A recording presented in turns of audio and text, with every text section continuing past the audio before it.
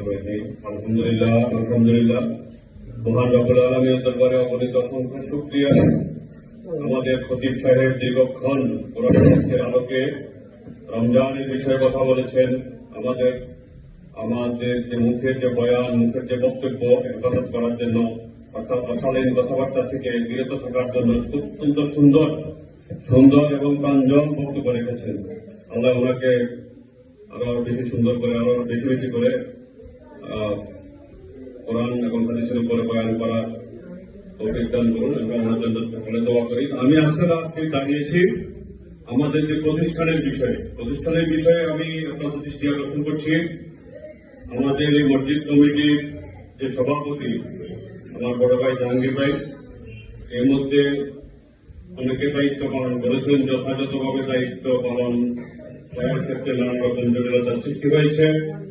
আমি ওনাকে অনুরোধ করবো যে উনি ওনার নেতৃত্বে নতুন করে একটা কমিটি করার জন্য, যেমন আমাদের সেক্রেটারি বানিয়েছিল আমরা সাহাবাই শাহিন ভাইকে, উনি আসলে রেগুলার আসেও না।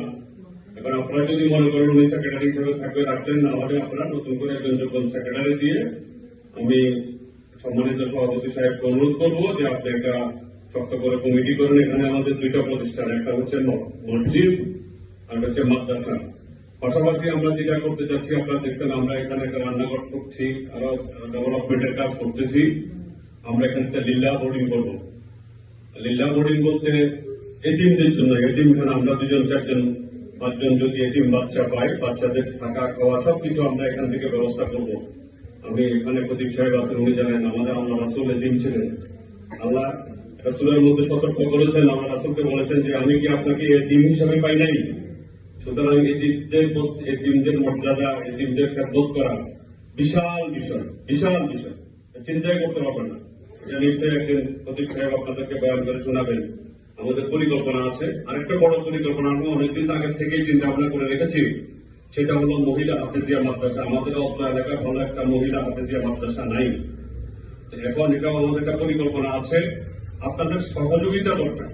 আর এই পবিত্র রমজান মাস আপনারা সহযোগিতা করবেন, নিজেরা সাহায্য করবেন। আপনারা জানেন পরিষ্কার করে বলা আছে যে 1 টাকা দান করলে 70 টাকার সওয়াব পাওয়া যায়। পবিত্র রমজান মাসে তার থেকে বেশি গুণ দেওয়া যায়। আল্লাহ বলছেন যে আরো বেশি দিতে পারেন, আল্লাহ রাসূল বলছেন যে আল্লাহ ইচ্ছা করলে আরো বেশি দিতে পারেন। সুতরাং এই মাসে আমরা বেশি বেশি নিজেরা দান করি। আমাদের এই প্রতিষ্ঠানের আপনাদের প্রত্যেকটি পয়সা আলহামদুলিল্লাহ সুন্দরভাবে ব্যয় হচ্ছে। এখানে আমাদের ডেভেলপমেন্ট কাজে লাগতেছে। আমাদের বাচ্চাদের যে বই, এই যে নতুন বছরে আমরা কিন্তু সব বই বিনা পয়সা দিয়েছি, কোনো বইয়ের কোনো টাকা নেই। আমরা গতবার ড্রেসও দিয়েছি, এবার ড্রেস এখনো সময়ের কারণে